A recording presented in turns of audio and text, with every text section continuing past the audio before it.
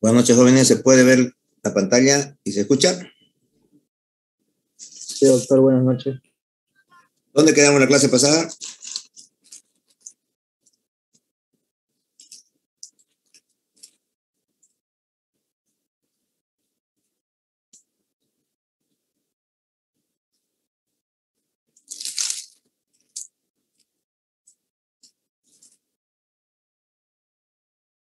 ¿Quién recuerda hasta dónde llegamos la clase pasada?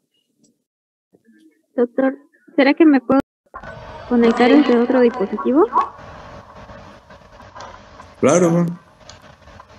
Pero no me permite acceso. Ahorita que veamos dónde hemos empezado. Busquen dónde quedamos la otra clase. Nos quedamos en sistema endocrino, doctor. ¿De qué parte pues endocrino? Si el endocrino es largo. Ya habíamos acabado, si no me equivoco. Ahora vamos a ver. Quiropsicosis. Sistema reproductor femenino y masculino, doctor. Vamos a ver.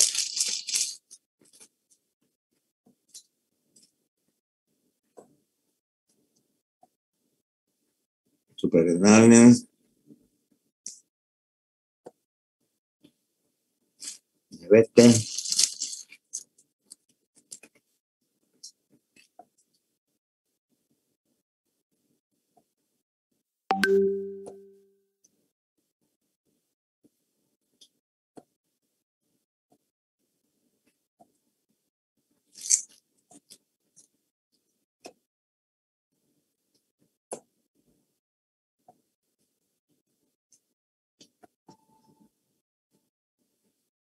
No sé, aquí está. Las paratiroides, eso ya hemos debido hacer, pero entonces no, ya hemos acabado. Esto de cuerpo carotídeo, esas cosas, los paraganglios, eso no hemos llevado, eso no lo lea. ¿Ya? Todo lo que hemos ido explicando. Esto de paraganglios no hemos llevado. A ver.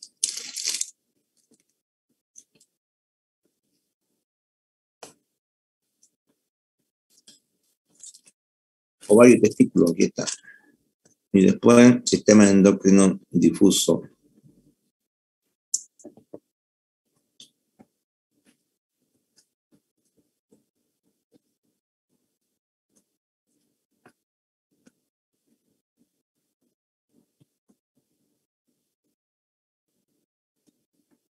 Ovario y testículo. Ve el capítulo 16 más allá. Entonces ya habíamos acabado endocrino. Vamos a ver. Sangre.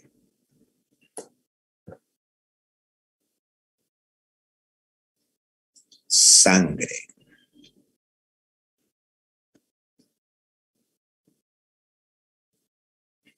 Sangre. Células sanguíneas. Bueno, aquí vamos a ver células sanguíneas.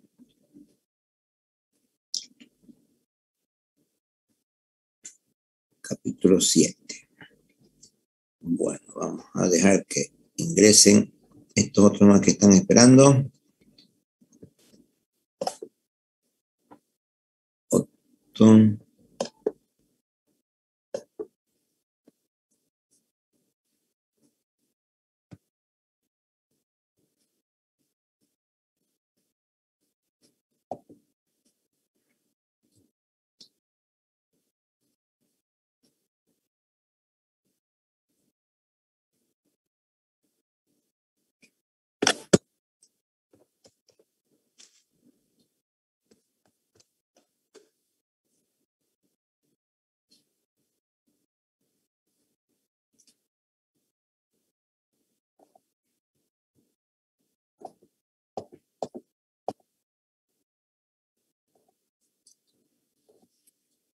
Sangre. Esto no habíamos hecho todavía, ¿no? La sangre, obviamente, es una mezcla entre líquidos, proteínas, desechos y las células que ésta contiene. Vamos a ir un poquito más aquí a la izquierda.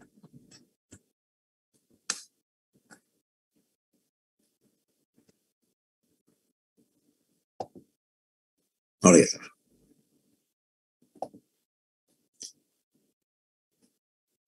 Entonces, por un lado, la sangre contiene los glóbulos rojos. Se llaman eritrocitos, se llaman hematíes. Y esos son los que llevan el oxígeno desde los pulmones hasta todas las células del cuerpo. Después tenemos los glóbulos blancos, llamados leucocitos. Y esos son defensas. Después tenemos llamados también trombocitos.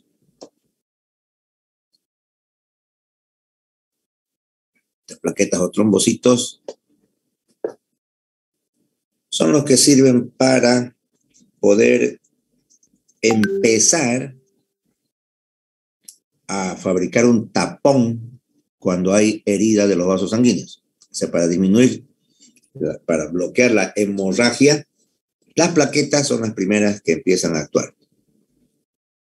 Y finalmente el plasma, que es la parte líquida, donde tenemos disueltas en el plasma proteínas, los nutrientes, los desechos de las células que se llaman metabolitos, anticuerpos, hormonas, proteínas de la coagulación y además electrolitos, o sea, sodio, potasio, todas esas sales que necesita el humano.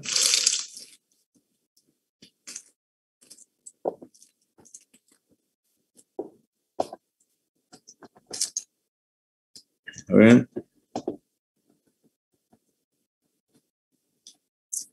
Bueno, una vez que ya el recién nacido está en circunstancias normales, lo que inicialmente, como habíamos visto en embriología, la fabricación de la sangre estaba dado en el hígado, ya cuando nacen va a irse a la médula ósea en el centro de los huesos.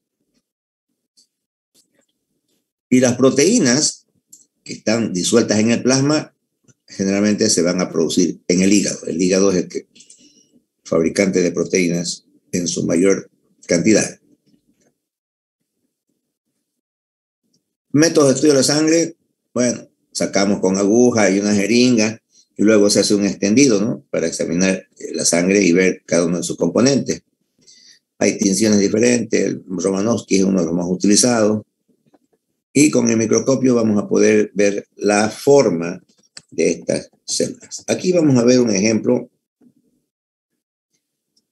donde han puesto en un vidrio la gota de sangre y eso ha extendido con otro vidrio y queda después de la tinción con este aspecto. Por un lado vamos a ver que hay los glóbulos rojos, no tienen núcleo. Estos son los glóbulos rojos. El centro es más delgado, por eso aquí se ve más transparente. ¿Ya? La periferia es más gruesa, por eso lo ve más rojo. Y cuando están anémicos, casi todito se ve blanco. Aparte de eso, existen 4 glóbulos blancos. 1, 2, 3, 4. Y todo lo que estaría por aquí afuera ya es el plasma, ¿no? O sea, la parte líquida.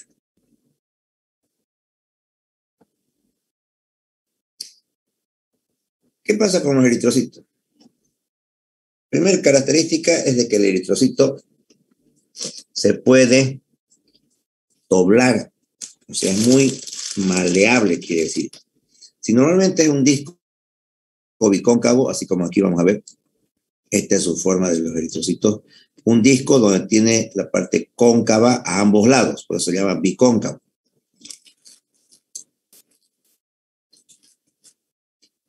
El centro es más delgadito, por eso se ve el centro más transparente.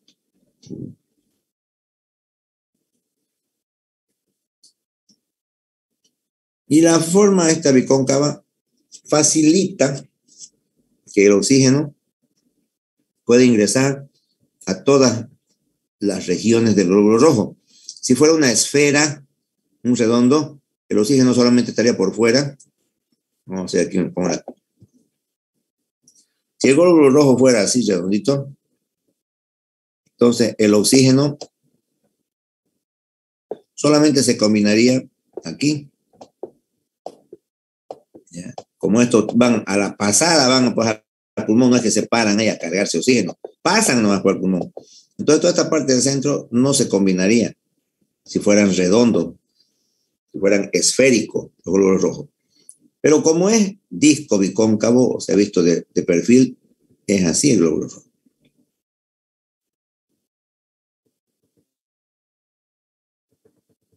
Entonces, esta forma facilita dos cosas. Uno, que el oxígeno pueda entrar a todas las partes. O sea, es más facilito que ingrese por la superficie a todas las partes. Y además, le va a permitir doblarse.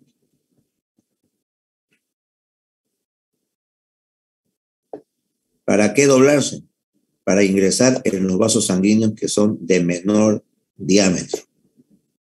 Porque si no ingresa, esa parte se muere del organismo. Entonces, esa es la ventaja que tienen los glóbulos rojos. 6,5, 8,5 micras, forma bicóncava, su centro es más pálido. Eso ya lo leen ustedes. Y vemos aquí entonces que los eritrocitos tienen su membrana y funcionalmente son muy deformables, lo que les he dicho, y se pueden encoger para pasar por pequeños vasos sanguíneos hasta de 3 o 4 micras. Fíjense, de la mitad de lo que ellos normalmente miden. Si hemos dicho que miden entre 6,5 a 8, pueden entrar hasta los vasos sanguíneos que tienen 3 a 4 micras. O sea, la mitad, por eso se doblan así como he dibujado acá, y eso permite que puedan ingresar a esos vasos más pequeños. Los glóbulos rojos no viven pues lo que vive el hombre, sino que tienen una vida media de más o menos entre 100 a 120 días. 100 a 120 días circulando. Y luego pasan por el vaso y ahí se destruyen y se reutiliza su hemoglobina que tenía dentro.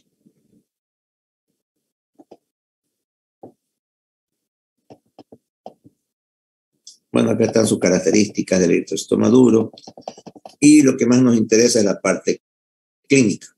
Aquí hay una enfermedad que se llama esferocitosis hereditaria. ¿Qué ocurre? Cuando el esqueleto de los eritrocitos, o sea, estas cosas que tiene aquí, estos filamentos que tiene y que forman el esqueleto, ¿ya?, se acomodan de una manera anormal. Y por eso es que el eritrocito no es disco bicóncavo, sino que es una esfera, como había explicado ya, es como un redondo. Esa es la esferocitosis hereditaria. Y aquí, ¿qué es lo que ocurre? Falta una unión entre estas proteínas, anquirina y espectrina, y eso es lo que permite que el glóbulo rojo no se quede así como disco bicóncavo, como digo, que no sea asícito, sino que se vuelve una esfera. Y eso dificulta el transporte de oxígeno y además no puede entrar a los vasos sanguíneos de menor diámetro.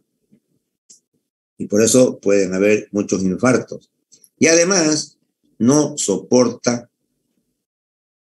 el estar circulando mucho tiempo, o sea, se rompen más rápido, no toleran 100 o 120 días como los normales, sino que estos se destruyen más rápido y consecuentemente eso da anemia.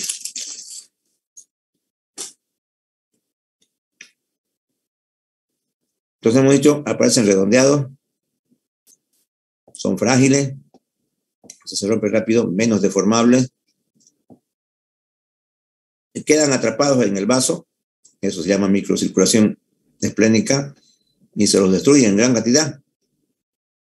Cuando se destruye en mucha cantidad, esa destrucción de sangre se llama hemólisis.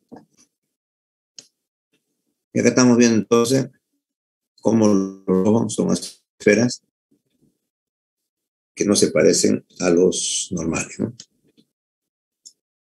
Anemia. Esto de la anemia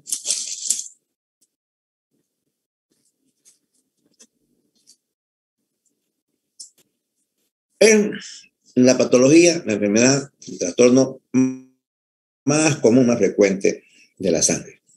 ¿Qué ocurre? Cantidad insuficiente de hemoglobina.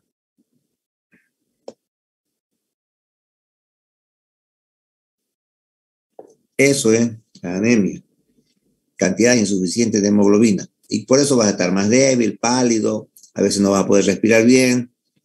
Y puede ser o porque no forman correctamente, formación alterada de los eritrocitos y se rompen muy rápido, o una destrucción excesiva por algún otro tipo de problema, generalmente de compatibilidad de grupos, o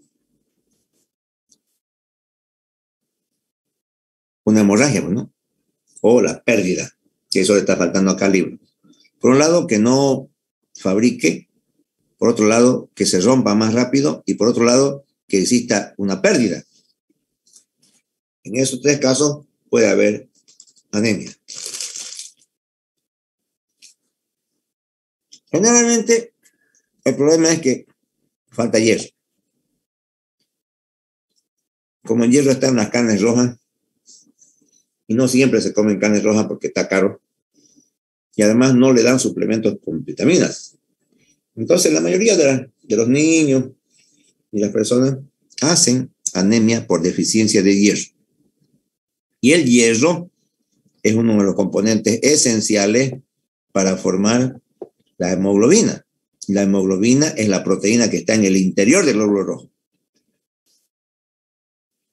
Entonces, cuando no tienen hierro, van con poca hemoglobina y se ven pálidos y además más chiquititos. Pálidos quiere decir hipocrómicos, pequeñitos se llaman microcíticos. Primero 7,4. Vamos a ver si es que hay en 7,4 acá. Acá está. lo que les he dicho, ¿no? Su centro, que debía ser un redondo más chiquitito, aquí se ve grandote. ¿Por qué? Porque está muy blanco, está muy pálido, porque no tiene hemoglobina. Y comparativamente son más chicos que los otros.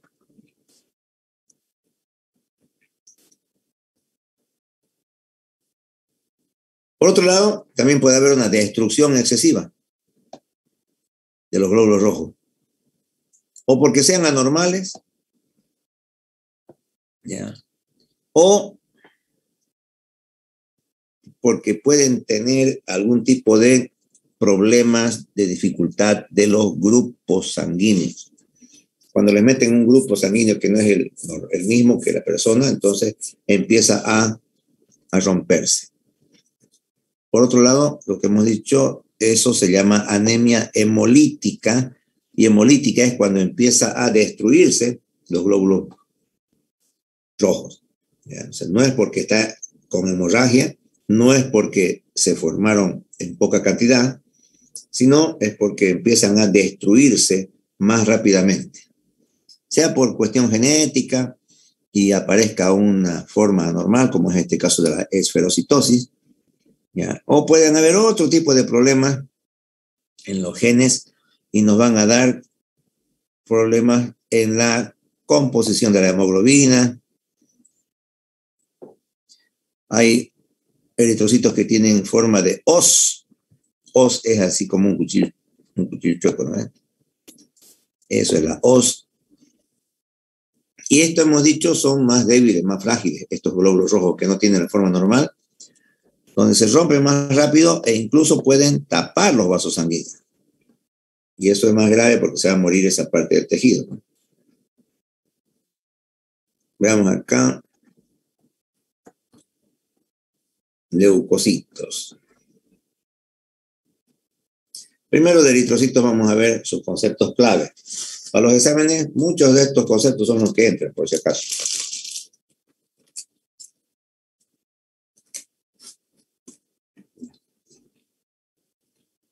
Poseen forma de disco bicóncavo, ya hemos dicho. Su principal función, transportar oxígeno y de vuelta el dióxido de carbono que bota la célula. Contienen su hemoglobina, no tienen organelas celulares. Y además, la membrana tiene su citoesqueleto, que es lo que le ayuda a mantener su forma. Y su citoesqueleto está formado por estas dos proteínas, actina y espectrina. Glóbulos blancos, llamados también leucocitos. Leuco es blanco, citos es célula.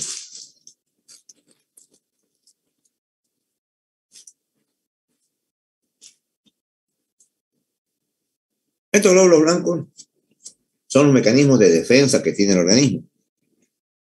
Defensa contra las bacterias, sobre todo, o para recoger las células que se han muerto.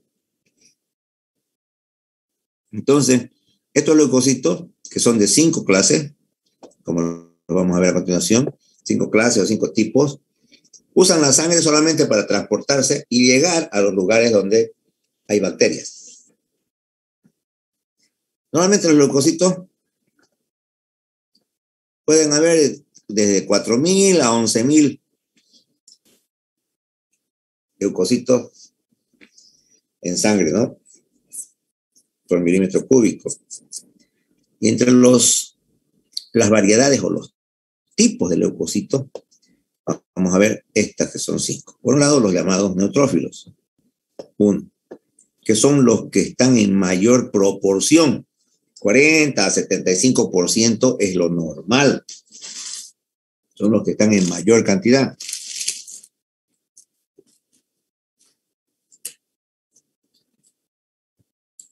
Después le siguen los linfocitos. Están entre 20 a 50, o sea, están en segunda posición. Después eosinófilos y basófilos, que ya están mucho más bajos. Y los monocitos también. Sino que estos 3 de arriba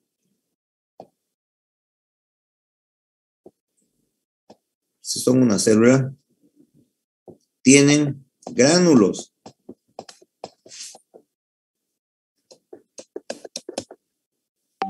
Por eso estos se llaman también granulocitos, estos 3 primeros. Y los dos últimos no tienen gránulos.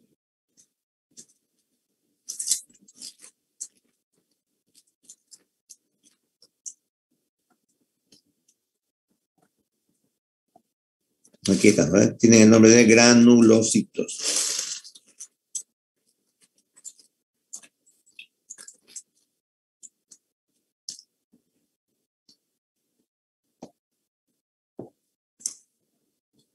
Y los neutrófilos, su otro nombre es polimorfonucleares.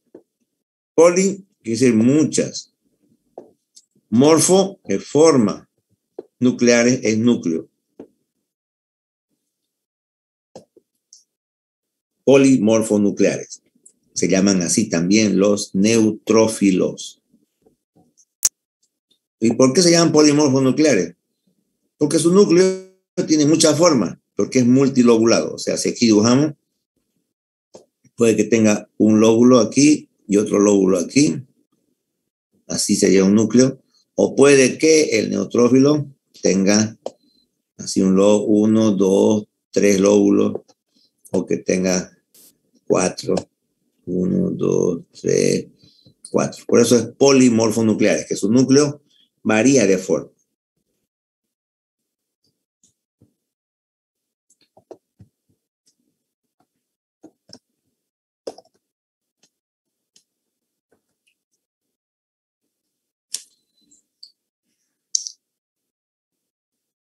Estos linfocitos y monocitos se originan también en la médula ósea. Generalmente están en los ganglios linfáticos, en el vaso. Y estos monocitos se van a transformar en los llamados macrófagos, o sea, células grandotas para comer bacterias más grandotas. Y estas células basófilos,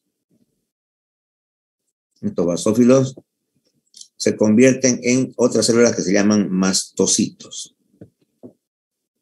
Entonces, normalmente les he dicho neutrófilos, eosinófilos y basófilos, esos tres se llaman granulocitos porque tienen gránulos en su citoplasma. En cambio, estos otros, el linfocito y el monocito, no tienen gránulos en el citoplasma.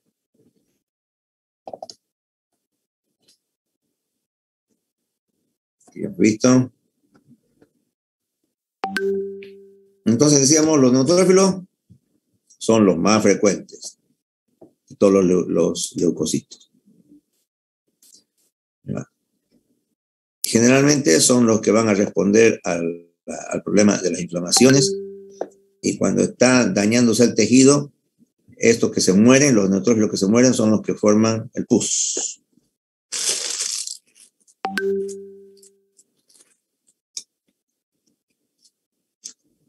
Entonces, como ya hemos visto su porcentaje, también aquí hay números totales de los neutrófilos.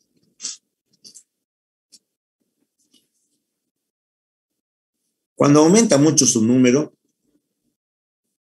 estamos diciendo que normalmente son hasta 70, 75%. Cuando aumenta más de su valor normal, su valor normal está aquí arriba, como les hemos mostrado, ¿cierto?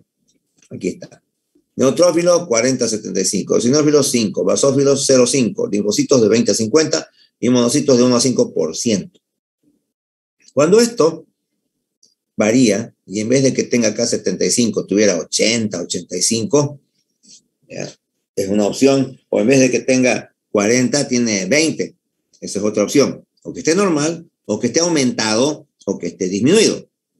Y eso varía según las enfermedades. Por eso ayuda a más o menos darse cuenta de qué enfermedad es el saber cuánto es la cantidad de esos glóbulos blancos.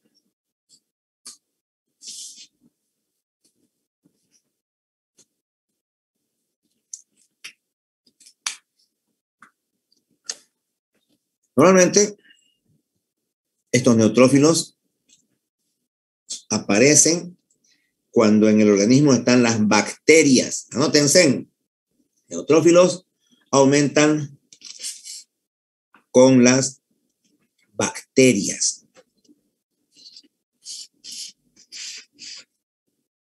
Porque tenemos nosotros, para causarnos enfermedades, tenemos bacterias, tenemos virus, tenemos hongos, tenemos parásitos.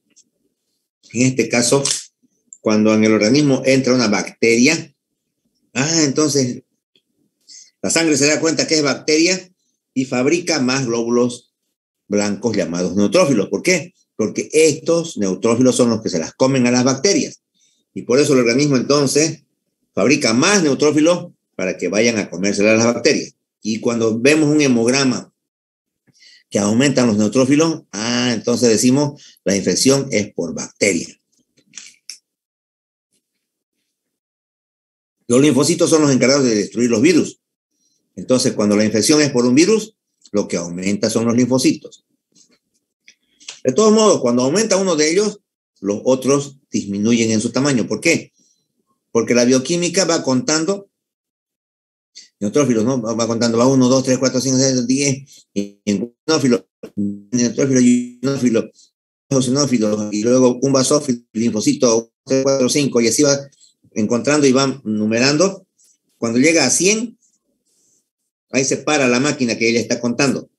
Entonces ahí sabemos, ¿no? De 100 que ha contado, ¿cuántos son neutrófilos en porcentaje? Porque si es sobre 100, eso es en porcentaje.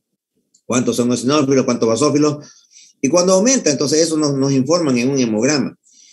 Y cuando aumenta el número de neutrófilos, decimos es bacteriana, entonces la infección. Cuando aumentan los linfocitos, es viral. ¿Por qué? Porque los linfocitos destruyen los virus. Los eosinófilos aparecen cuando hay alergia. ¿Ya? Cuando comen algo que les hace dar alergia, los eosinófilos. Los basófilos, alergias, pero de contacto, o sea, cuando choca en tu piel algún elemento que te produce alergia, eso hace que los basófilos aumenten. Y los monocitos, bueno, son los que se van a convertir en células más grandotas que van a fagocitar o comérselas a las bacterias o a los elementos de mayor tamaño.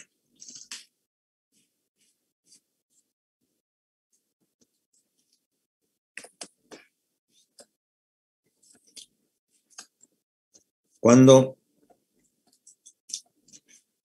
aumentan los neutrófilos, se llama neutrofilia. Ese es el aumento, un incremento o neutrofilia.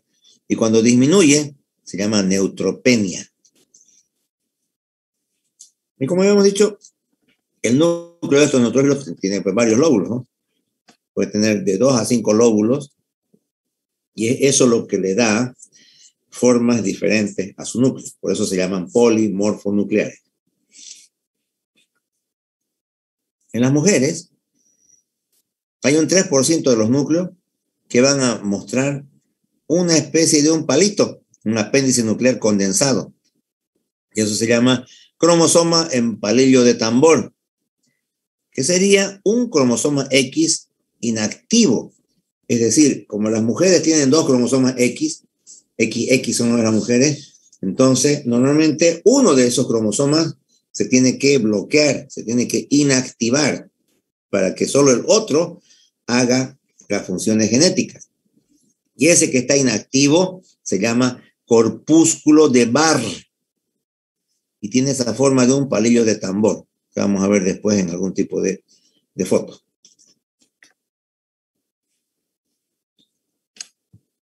Sí, vamos a ver.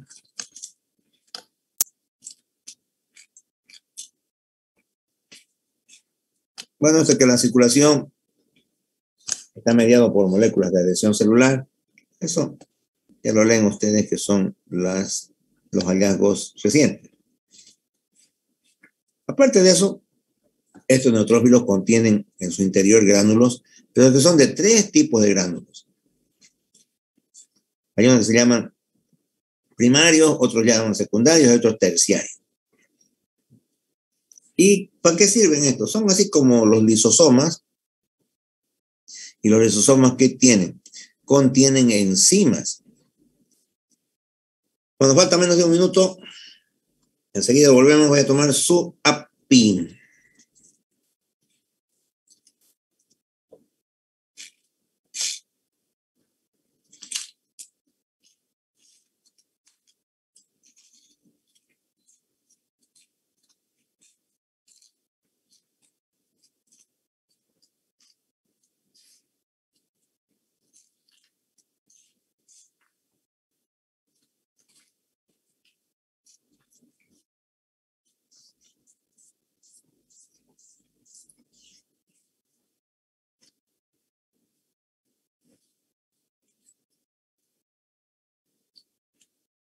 Chao.